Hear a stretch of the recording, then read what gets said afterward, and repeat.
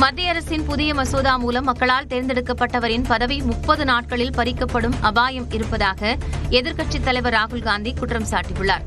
டெல்லியில் நடைபெற்ற நிகழ்ச்சியில் பேசிய அவர், மத்திய அரசு முன்மொழியும் புதிய மசோதா மூலம் மன்னர் காலத்தில் யாரை வேண்டுமானாலும் பதவி நீக்கம் செய்யக்கூடிய பழங்காலத்திற்கே நாம் திரும்பிச் செல்வதாக விமர்சித்துள்ளார்.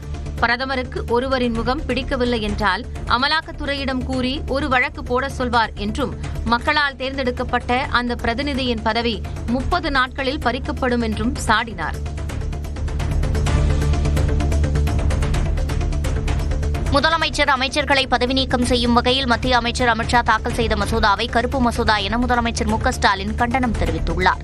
இதுகுறித்து பதிவிட்டுள்ள முதலமைச்சர், 130வது அரசமைப்பு சட்ட திருத்தம் சீர்திருத்தம் அல்ல என்றும் அது ஒரு கருப்பு மசோதா என்றும் குறிப்பிட்டுள்ளார்.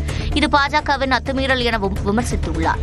மேலும் சர்வாதிகாரம் இப்படிதான் தொடங்கும் என குறிப்பிட்டுள்ள முதலமைச்சர், வாக்குகளை திருடி மாநிலங்களின் குரல் நசுக்கப்படுவதாகவும் தெரிவித்துள்ளார். மடப்புரம் கோவில் காவலாளியின் லாக்அப் மரணம் குறித்து சிபிஐ குற்றப்பத்திரிகை தாக்கல் செய்தது.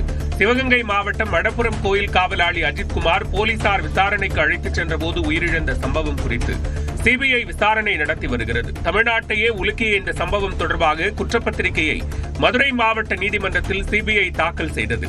இந்நிலையில் இந்த வழக்கில் 6வது குற்றவாளியாக காவல் வாகன ஓட்டுநர் ராமச்சந்திரனும் சேர்க்கப்பட்டுள்ளதாக உயர்நீதிமன்ற மதுரை கிளையில் சிபிஐ தெரிவித்துள்ளது.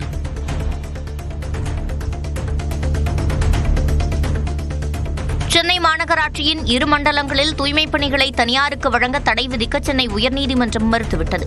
இது தொடர்பான வழக்கை விசாரித்த நீதிபதி சுரேந்தர், தூய்மைப் பணியாளர்கள் பணி நீக்கம் செய்யப்படுவார்கள் என்ற நிலை எழவில்லை என்றார். மேலும் தூய்மைப் பணிகளை தனியாருக்கு வழங்கும் தீர்மானத்தை ரத்து செய்ய முடியாது எனவும் தீர்ப்பளித்தார். சென்னை மாநகராட்சி ஒப்பந்ததாரர் நிறுவனத்துடன் கலந்து பேசி தூய்மைப் பணியாளர்கள் கடைசியாக பெற்ற ஊதியத்தை வழங்க வேண்டும் என உத்தரவிட்டு வழக்கு முடித்து வைக்கப்பட்டது.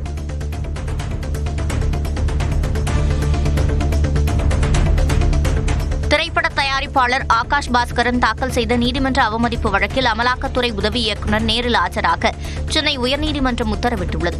தன் மீது மேற்கொண்ட நடவடிக்கை எடுக்க நீதிமன்றம் தடை விதித்ததை மீறி அமலாக்கத்துறை தனக்கு சம்மன் அனுப்பியதாக ஆகாஷ் பாஸ்கரன் வழக்கு தொடர்ந்தார். இந்த மனு நீதிபதிகள் MS ரமேஷ், V லட்சுமி நாராயணன் அமர்வில் விசாரணைக்கு வந்தது. அப்போது அமலாக்கத்துறை உதவி இயக்குநர் விகாஸ்குமார் அடுத்த மாதம் 17ஆம் தேதி நேரில் ஆஜராக உத்தரவிட்டனர். உதகை அருகே மசனக்குடியில் புலி நடமாடியது பொதுமக்களிடையே அச்சத்தை ஏற்படுத்தியுள்ளது. மசனக்குடியில் இருந்து சிங்காரா செல்லும் சாலையில் கல்குவாரியில் புலி நடமாடியது. உடல் மெலிந்த நிலையில் நடக்க முடியாமல் இருந்த அந்த புலியை கண்ட தூய்மை பணியாளர்கள் வனத்துறையினருக்கு தகவல் அளித்துள்ளனர். இதனையடுத்து அங்கு வந்த வனத்துறையினர் புலியை தொடர்ந்து கண்காணித்து வருகின்றனர்.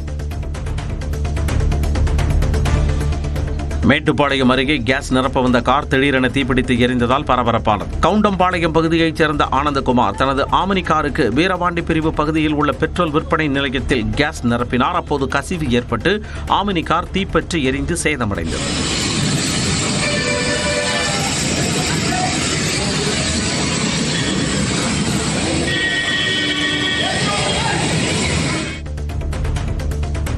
சென்னை அடுத்த மாங்காடு பகுதியில் அடுக்குமாடி குடியிருப்பின் கட்டுமான பணி நடைபெறும் இடங்களில் புகுந்து காப்பர் வயர்களை திருடிய நபர் பிடிபட்டார். மதனந்தபுரத்தில் கட்டுமான பணி நடைபெறும் இடத்தில் வைத்திருந்த 1 லட்சம் ரூபாய் மதிப்புள்ள காப்பர் வயர்கள் மாயமானது. இதையடுத்து CCTV காட்சிகளின் அடிப்படையில் காப்பர் வயர்களை திருடிய டேனியல் என்பவரை காவல்துறையினர் கைது செய்தனர். தேனி மாவட்டம் ஆண்டிவட்டி அருகே கஞ்சா விற்பனையில் ஈடுபட்டதாக பெண் உட்பட 4 பேர் கைது செய்யப்பட்டனர். தாடையூத்து பகுதியில் காவல்துறையினர் ரோந்து சென்றபோது சந்தேகத்தின் பேரில் 4 பேரை சுற்றி வளைத்து பிடித்தனர். விசாரணையில் அவர்கள் கஞ்சா விற்பனையில் ஈடுபட்டது தெரியவந்தது. இதையடுத்து அவர்களை கைது செய்த காவல்துறையினர் 6 கிலோ கஞ்சாவை பறிமுதல் செய்தனர். தாம்பரம் அருகே தீராத வயிற்று வலியால் அவதியடைந்து வந்த இளம்பெண் தற்கொலை செய்து கொண்டது சோகத்தை ஏற்படுத்தியது. புதுப்பெருங்கடத்தூர் பகுதியைச் சேர்ந்த 33 வயதான திவ்யாவிற்கு 2 குழந்தைகள் உள்ளனர். கடந்த 3 மாதங்களாக தீராத வயிற்று வலியால் அவதியடைந்த அவர் தொடர்ந்து சிகிச்சை பெற்று வந்துள்ளார். சிகிச்சைக்கு ஏற்கனவே அதிகமான செலவான நிலையில் குடும்ப பொருளாதார நிலையை கருத்தில் கொண்டு திவ்யா தற்கொலை செய்து கொண்டதாக காவல்துறை விசாரணையில் தெரியவந்துள்ளது. அதிமுக போராடியதால் தான் மகளிர் உரிமை தொகை திட்டத்தை தமிழ்நாடு அரசு செயல்படுத்தியதாக எதிர்க்கட்சித் தலைவர் எடப்பாடி பழனிசாமி தெரிவித்துள்ளார். ராணிப்பேட்டையில் பரப்புரை மேற்கொண்ட அவர் இதனை கூறினார். எல்லா குடும்ப தலைவிக்கும் மாதந்தோறும் 1000 ரூபாய் உரிமை தொகை கொடுப்பதாக எப்பொழுது பார்த்தாலும் பேசிக் கொண்டிருக்கிறார். தானா வந்து கொடுக்கல, இங்க இருக்கிற நம்முடைய தாய்மார்கள் பட்ட கஷ்டத்தை பார்த்து கொடுக்கல. தேர்தல் நேரத்தில் அறிவிச்சாரு. ஆனா அதை கொடுப்பதற்கு 28 மாதம் அதிமுக கட்சி தான் போராடியது. சிவகங்கையில் 2 கொலை வழக்குகளில் தொடர்புடைய 5 பேர் மீதும் குண்டர் சட்டத்தின் கீழ் வழக்கு பதிவு செய்யப்பட்டது. கடந்த ஜூலை மாதம் தமராக்கி கிராமத்தில் மனோஜ் பிரபு என்பவர் கொலை வழக்கில் அபிமன்யு, ஹரிஹரன், வசந்தகுமார் ஆகியோர் கைது செய்யப்பட்டனர். இதேபோல ஜூலை 20ஆம் தேதி நாட்டார்குடி கிராமத்தைச் சேர்ந்த சோனைமுத்து என்பவரை தலையை துண்டித்து கொலை செய்த வழக்கில் சிங்கமுத்து, சமயத்துறை கைதாகினர். ஆட்சியரின் உத்தரவின் பேரில் இவர்கள் 5 பேர் மீதும் குண்டர் சட்டத்தில் நடவடிக்கை எடுக்கப்பட்டது. அணு ஆயுதங்களை ஏந்திக் கொண்டு சுமார் 5000 கிலோமீட்டர் தொலைவுக்கு சென்று தாக்கும் திறன் படைத்த அக்னி 5 ஏவுகணை சோதனை வெற்றியடைந்துள்ளது. மத்திய அரசின் பாதுகாப்பு ஆராய்ச்சி மற்றும் மேம்பாட்டு அமைப்பு தயாரித்த அக்னி 5 கண்டம் விட்டு கண்டம் பாயக்கூடிய ஏவுகணையாகும். 3 நிலைகளை கொண்ட இந்த ஏவுகணையை சாலை மூலமாக வாகனங்களில் கொண்டு செல்ல முடியும். உலகின் அதிவேக ஏவுகணைகளில் ஒன்றான அக்னி 5 மணிக்கு 29,000 கிலோமீட்டர் வேகத்தில் பாய்ந்து இலக்கை தாக்கும் வகையில் வடிவமைக்கப்பட்டது. இத்தகைய சிறப்பு வாய்ந்த ஏவுகணை ஒடிசா மாநிலம் சந்திப்பூரில் வெற்றிகரமாக சோதிக்கப்பட்டது. தஞ்சாவூரில் யார் முன்னே செல்வது என்பது தொடர்பான பிரச்சனையில் தனியார் பேருந்துகளின் ஓட்டுநர்கள் ஒருவரை ஒருவர் தாக்கிக் கொண்டதால் பயணிகள் அச்சமடைந்தனர். கும்பகோணத்திலிருந்து தஞ்சை நோக்கி வந்த 2 தனியார் பேருந்துகளின் ஓட்டுநர்களிடையே பயணிகளை ஏற்றுவதற்காக போட்டாபோட்டி இருந்ததாக தெரிகிறது. இந்நிலையில் தஞ்சாவூர் சரபோஜி கல்லூரி அருகே வந்தபோது ஓட்டுநர்களிடையே வாக்குவாதம் ஏற்பட்டது.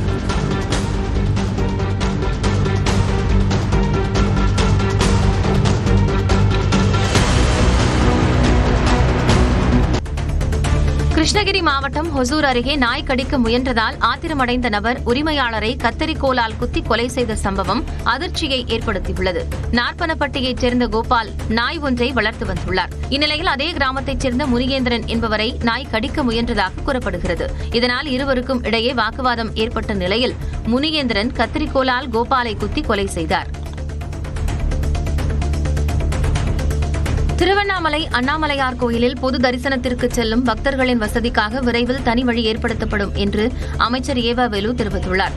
அண்ணாமலையார் கோயிலில் ஆய்வு மேற்கொண்ட பிறகு செய்தியாளர்களிடம் பேசிய அவர், உள்ளூர் பக்தர்கள் கட்டணமில்லாமல் நேரடியாக சுவாமி தரிசனம் செய்ய தனி வழி அமைக்க நடவடிக்கை எடுக்கப்படும் என்று தெரிவித்தார். இன்னும் 2 மாதத்திற்குள் இந்த பணிகள் தொடங்கப்படும் என்றும் அமைச்சர் கூறினார். திருவள்ளூர் மாவட்டம் திருத்தணியில் பூட்டிய வீட்டினுள் 18 மணி நேரம் சிக்கித் தவித்த முதியவரை மீட்க தீயணைப்பு மீட்புப் படையினர் பெரும் போராட்டம் நடத்தினர். தீப்பாத்தி அம்மன் கோவில் தெருவில் வசிக்கும் 88 வயதான ஜோசப் தனியாக வசித்து வருகிறார். காலையில் வெகு நேரமாக இவர் வெளியே வராததால் அக்கம்பக்கத்தினர் ஜன்னல் வழியை எட்டி பார்த்துள்ளனர். அப்போது பேச்சு மூச்சின்றி இருந்தது குறித்து தகவல் அளித்ததால் அங்கு சென்ற தீயணைப்புத் துறையினர் மயங்கிய நிலையில் இருந்த முதியவரை மீட்டு மருத்துவமனைக்கு அனுப்பி வைத்தனர். சென்னை அம்பத்தூரில் கடும் போக்குவரத்து நெரிசலால் வாகன ஓட்டிகள் அவதிக்கு ஆளாகியுள்ளனர். அம்பத்தூர் தொழில்பேட்டையில் இருந்து டன்லப், அம்பேத்கர் சிலை, டிஐ மேம்பாலம் என அம்பத்தூர் ஓட்டி வரை 3 கிலோமீட்டர் தூரத்திற்கு தினசரி மாலை நேரத்தில் வாகனங்கள் அணிவகுத்து நிற்கும் நிலை ஏற்பட்டுள்ளது. அவசர தேவைக்காக ஆம்புலன்ஸுகள் கூட செல்ல முடியாத நிலை இருப்பதாகவும் கூடுதல் காவலர்களை பணியில் அமர்த்தி போக்குவரத்தை சீர் செய்ய வேண்டும் என்றும் கோரிக்கை எழுந்துள்ளது.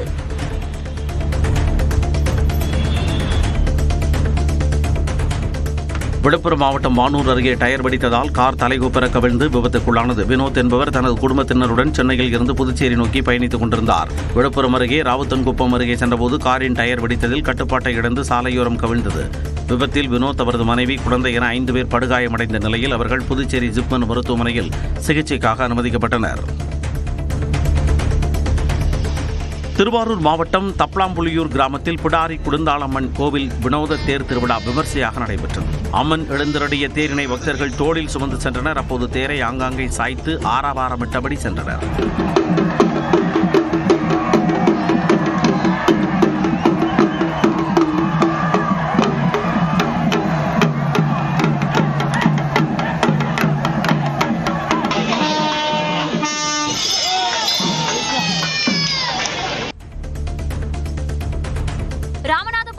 பரமக்குடி அருகே கால்வாயில் அரசு பேருந்து கவிழ்ந்த விபத்தில் 22 பயணிகள் காயமடைந்தனர். அதிகாலை 3 மணி அளவில் மதுரையிலிருந்து ராமேஸ்வரம் சென்ற அரசு பேருந்து தெளிசாத்தநல்லூர் என்ற இடத்தில் கட்டுப்பாட்டை இழந்து வைகை ஆற்றின் வலது பிரதான கால்வாயில் கவிழ்ந்தது. இதில் பேருந்தில் பயணிகள் 22 பேருக்கு லேசான காயம் ஏற்பட்டது. இதில் எலும்பு முறிவடைந்த 4 பேர் ராமநாதபுரம் அரசு மருத்துவக் கல்லூரி மருத்துவமனையில் அனுமதிக்கப்பட்டுள்ளனர். இதனிடையே மீட்பு பணியில் ஈடுபட்ட கிரேன் சரிந்து கீழே விழுந்ததால் மேலும் பதற்றம் ஏற்பட்டது.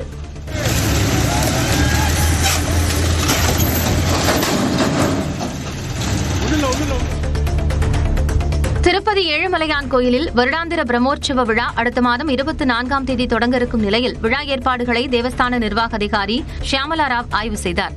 அப்போது செய்தியாளர்களிடம் பேசிய அவர், சுவாமி ஊர்வலத்தை காண 4 மாட வீதிகளில் உள்ள கேலரிகளில் காத்திருக்கும் பக்தர்களுக்கு அவர்கள் இருக்கும் இடத்திற்கே உணவு வந்தடையும் வகையில் ஏற்பாடு செய்யப்படும் என்றார்.